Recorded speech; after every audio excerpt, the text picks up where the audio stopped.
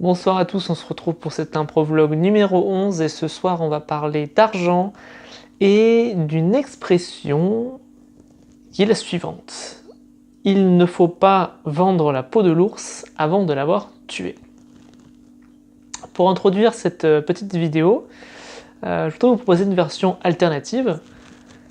C'est « Il ne faut pas tuer l'ours avant d'avoir vendu sa peau ». Et cette expression, elle prend beaucoup de sens en ce moment dans mes projets parce que je suis en train de me rendre compte qu'on passe beaucoup de temps dans l'étape, enfin moi en tout cas je passe beaucoup de temps dans l'étape il faut pas vendre la peau de l'ours avant de l'avoir tué. Donc c'est-à-dire l'étape créer des produits, être super précis, être super clair, avoir de l'expérience sur quelque chose qu'on n'a pas encore fait, voilà, tout ce genre de choses.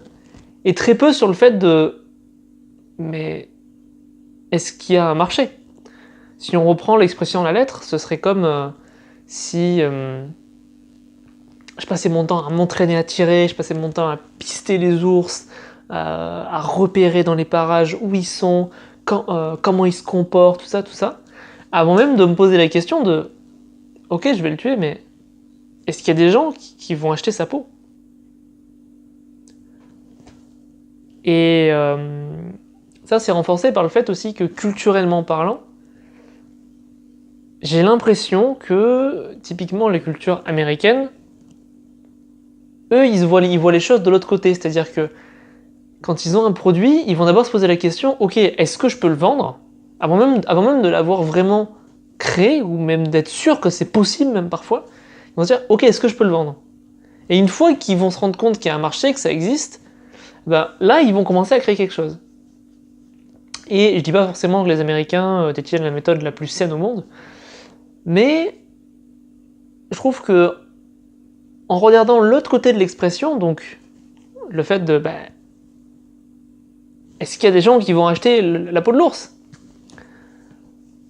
Ça permet de se mettre dans l'action et de se dire que voilà, on n'est pas obligé d'avoir un truc qui est totalement parfait, qui est totalement 100% sûr avant de passer à la vente.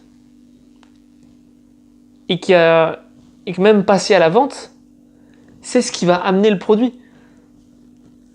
Un peu dans le sens de c'est le besoin qui va créer l'offre. C'est la demande qui va créer l'offre.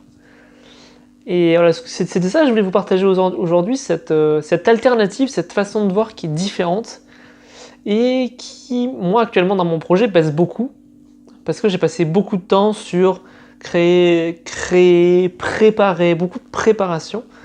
Et là, je me rends compte que ce dont j'ai besoin, ce que je suis en train de faire là, très concrètement, c'est passer à la vente. Sans avoir de trucs qui soient totalement parfaits, sans être sûr à 100% que je vais tuer l'ours. Mais passer à la vente. Voilà, se demander, est-ce que mon produit, concrètement, il y a des gens qui vont l'acheter? C'est aussi simple que ça. Et combien ils sont prêts et combien ils seraient prêts à mettre? Donc ça veut dire quoi? Ça veut dire aller prospecter ses clients potentiels, tâter le terrain, voir ce que ça donne, et ensuite créer par rapport à ça, ou créer en même temps. Et pas forcément tout faire avant, tout bien propre, machin. Je mets des guillemets parce que comment c'est possible d'avoir quelque chose qui soit 100% propre sans s'être confronté à la vente? C'était l'idée que je voulais vous transmettre aujourd'hui à travers cette expression alternative, donc qui est, je vais essayer de la dire sans me louper, j'y arrive pas, hein. C'est le bug. Il ne faut pas tuer l'ours avant d'avoir vendu sa peau. Voilà, j'y suis arrivé. C'était dur. Parce qu'il faut vraiment ça demande une réflexion de vraiment formuler différemment cette expression qu'on entend aussi souvent et que moi-même j'ai prononcé pas mal de fois hein, sans me rendre compte de cet aspect que ça pouvait avoir, qui pouvait créer des freins parfois. Je vous remercie de votre écoute et je vous dis à très bientôt.